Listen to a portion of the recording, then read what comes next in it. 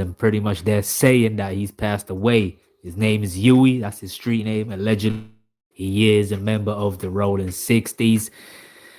And man, Big U must be really going through it, y'all. So check it.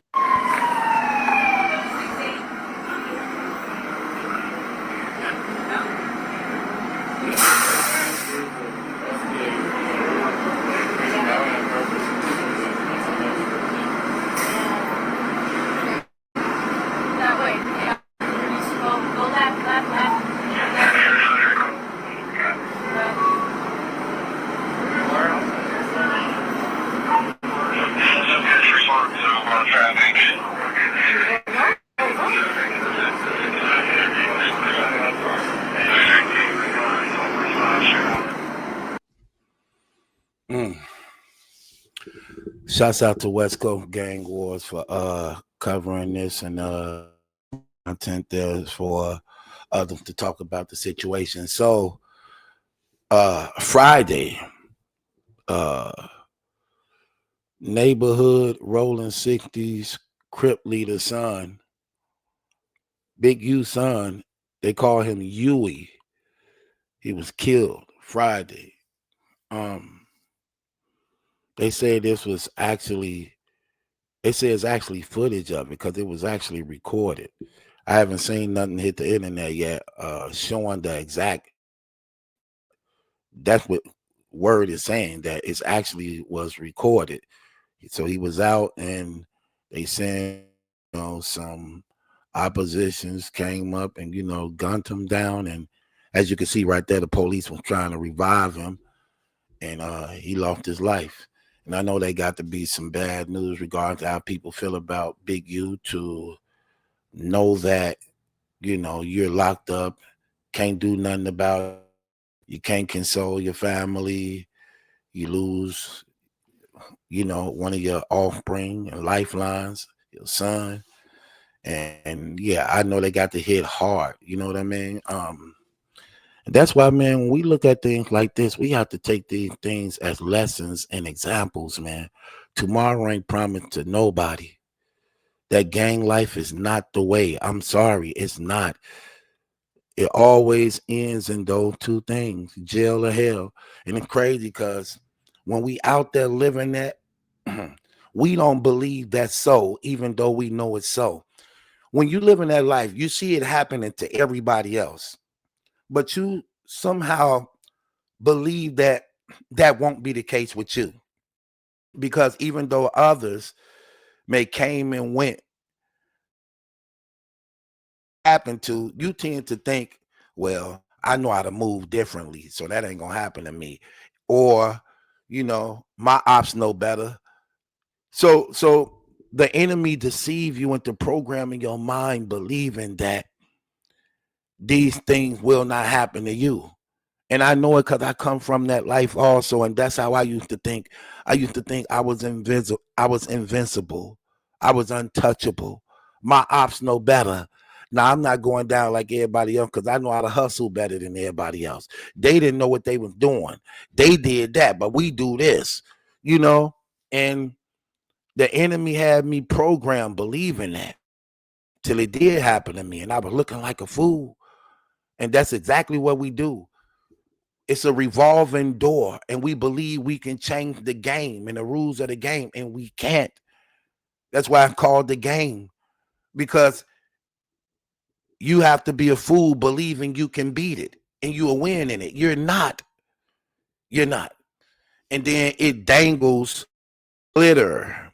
And what I mean by glitter, that I mean it dangles in front of your face riches that you can obtain as a result of playing the game. And they may show some people in it to make you believe that you can advance in it. Imagine all the people who they show so-called successful when coming up from the game and gang. See, you see that, but you don't see the many that die and incarcerated chasing after it. And that's how the enemy works. Like commercials. These are nothing but the enemy commercials. participate. At the same time, God is revealing the lie in the commercials by the evidence you see in your real life of what the outcome is. And because of our upbringings, our poverties, we still believe it's worth a risk. I ain't gonna be here that long. I'm just gonna get a little bit, because all I want is a little bit. And you buy into the lie. You buy into the lie. These gangs naturally divides and separate brothers. The moment you join one, you automatically become an enemy to someone else, even though you don't even know them.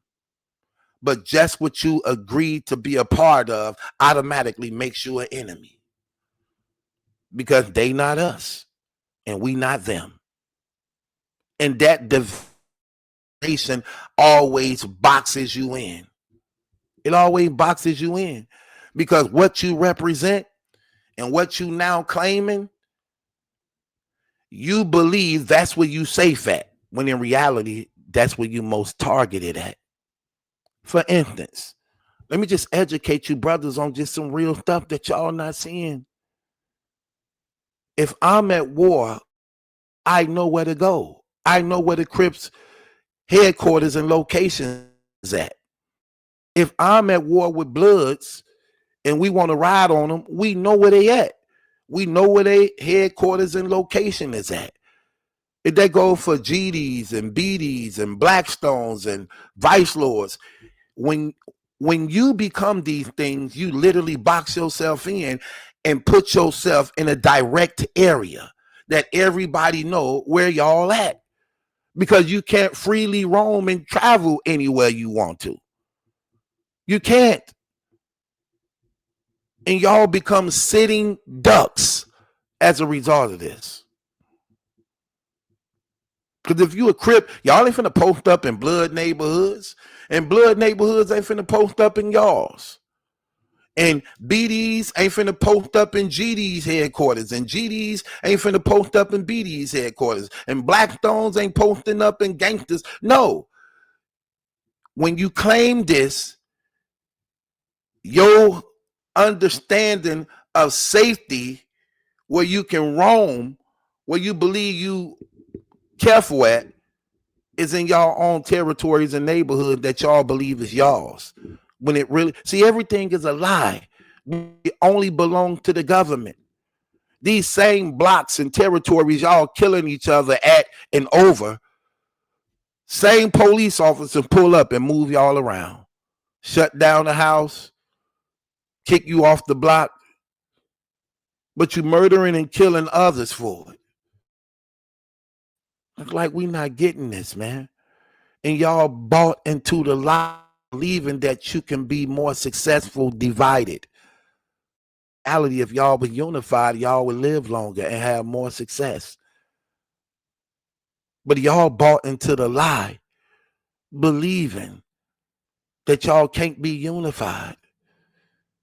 And they want y'all divided, because they know that's when you most vulnerable, when you're not united. United, you have a common goal where y'all come together and you think it's one and you can work things out. But that ain't what they want y'all to believe. And it's sad when you see again the era we living in and how dark it has become. Well, you can get 5, 6, 7 guys all agreeing to go murder somebody. You'll figure one person in that car will have the brain to say, you know what, this ain't a good idea. This ain't right. And then it's disguised with this fake image of love. Oh, I love my niggas. I love my guys. How? If you don't have no problem with sending them off to get killed, I have no problem with sending them off to prison. If you don't have no problem with taking them away from their woman and their children and their family, how is that love? You'll figure if I got love and respect for my guys, then I'm seeing your gifts and talents and I'm working with you that we can accomplish it together. So no, I don't know. And brothers ain't getting it. And it's bad because this is a poor example again of upbringing. Listen, everything starts in the home. Everything starts in the home. And as parents, when you're not right by your children under your roof, then to swallow them up. And the things you didn't do, now you have to suffer for. Now you getting don't collect calls. You have a collect call from this Mike mom or door. Are you Miss Thomas? Yes. Do you have a son named Michael? Yes. Is he okay? I got some sad news to tell you, ma'am. See what I mean? Like, come on. Like, why is brothers so conditioned to hate each other, man? Why is it so hard for y'all to see the truth? Why are y'all so afraid of trying and living? Why? Why have y'all bought into these cowardly lies that's actually claiming y'all lives? And how are y'all so easy to just throw it all away? Your life, your gift, your talents, your family, your children, your God. How are y'all so easily to just throw it all away? And for what? Temporarily pleasure? Temporary success?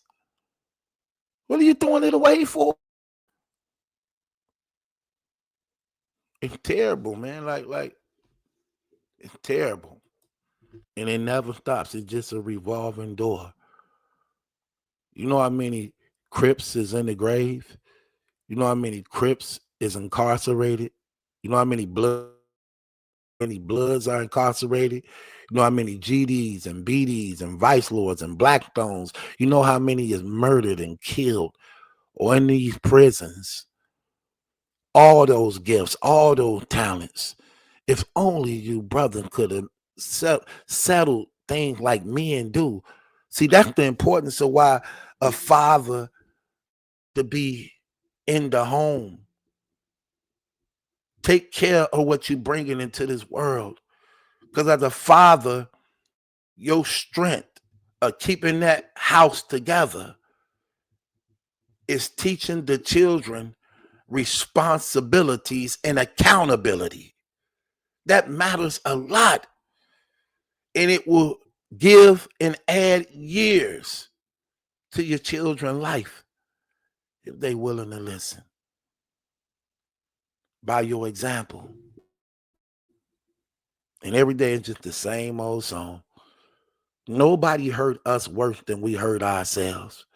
It ain't no white man after us. Ain't no white man chasing us. Ain't no white man oppressing us. Ain't no white man holding us down. Because in America, we can do and become anything we want if we put our mind to it. It's no excuse for us not to be successful. And when you got so many brothers together doing bad, imagine if y'all came together and did right. If y'all think y'all successful in a gang by doing wrong, imagine if y'all just put y'all heads together and wanted to do right.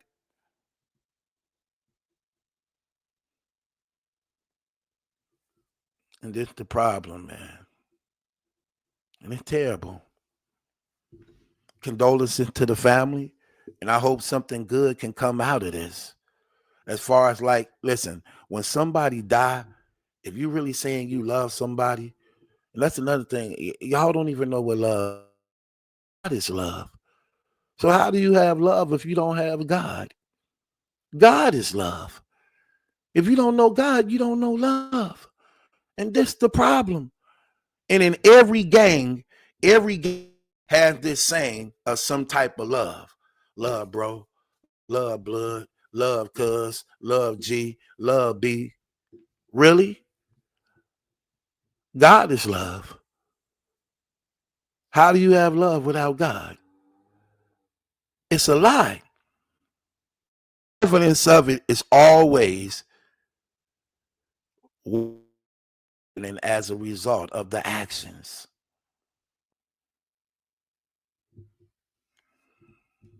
So when you're saying you love somebody and you saying you respect somebody, and they passing and things like that, let that mean something to you. Let it mean something to you, to the point that you make your life count as a result of somebody else losing theirs who you claim to love and respect. Make it count. Don't just love with words, love with actions. It's just terrible, man. We senselessly just kill each other because we conditioned to do that. That's what we do. I'm telling you, I know. Listen, when I was in prison, when brothers are getting into it with each other, they didn't have no tolerance for each other at all. It'd just be like, what you say? Nigga, I break your mother. Nigga, I kill you. I kill that nigga. That's what you hearing in an argument. They get into it with somebody white or get into it with somebody Hispanic, they'd be like, you better shut up. You better stop talking to me, man. Stop talking to me before you get hurt. That's how that sounded with that. But when they got into it with a black man, they wanted it to be known, I will kill you. I kill that nigga. I kill that nigga. That's how it was. When God was showing me these things, I just never really paid attention to it until God opened my eyes and I saw it. I remember when we used to be on the block hustling and things like that, and certain cars would stop at the red light. And when the white boy would stop at the red light or something, he was in a car, be like, ooh, that white boy getting that paper. He getting that paper. That's what the brothers would be saying amongst themselves. Like, that's how they supposed to have it. Same brother later on stopped at the light in a nice car. The conversations is different. Now it's like, look at that nigga. That nigga a pussy. I rob. I take his stuff.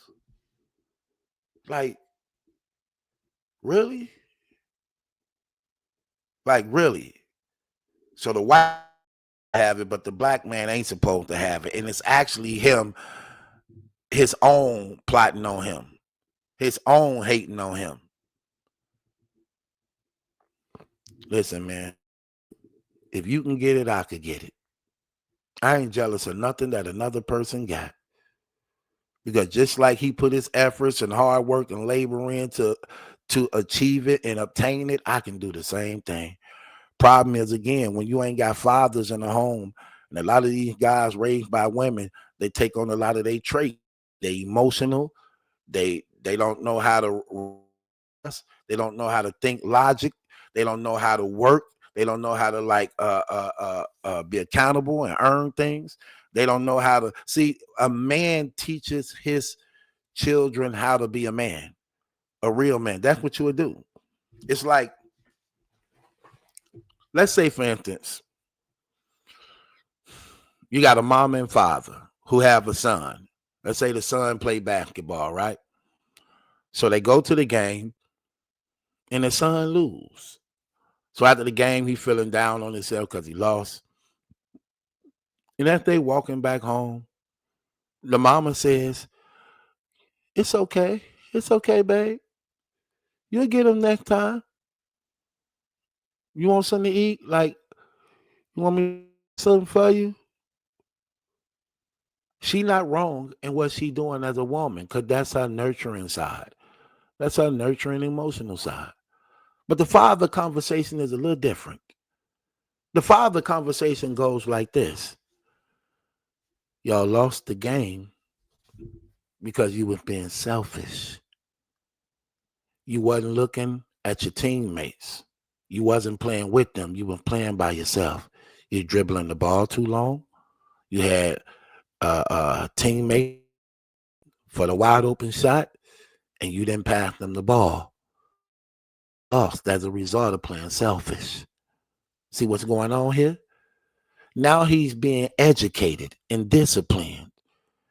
And he's respecting the one who's telling it, because the one who's telling it is who's in authority and his disciplinary. You see, you see what's going on here? mama not wrong and the father not wrong. And that's why when you have the parents together, the child have that balance. They side. They have the emotional part they get from the mama, but you need the father to give the balance.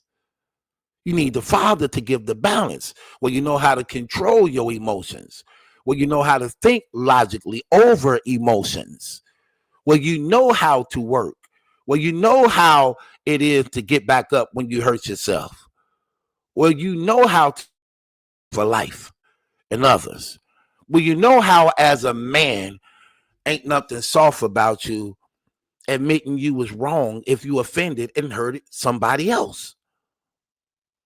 And that's what's going on in this world right now. We have a generation of young guys growing up without fathers, and we reaping the harvest of what happens when there's not a father in the home.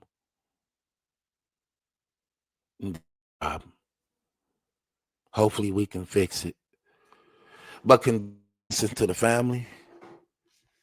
May something positive come out of this. And just pray that they all come to the knowledge of the Lord Jesus Christ so that they could be saved and do right for themselves. Because when you come of God, it makes you a better man. It makes you a better woman. You become wiser. You become stronger. People who run from God remain to be cowards. Because when you separated from God, you don't want abilities. You are against accountability. You don't like correction. All you want to do is run and look for the easy way out. But when you come to God, he establishes you. He teaches you how to be a man. He teaches you how to be a woman. And that's when you at your greatest, when you in that relationship. With that being said, it's your boy Battle Truth. It ain't my judgment that's in question. It's yours. Bustin' no streets for you. So leave me waiting on you. Bustin' no streets for you. So leave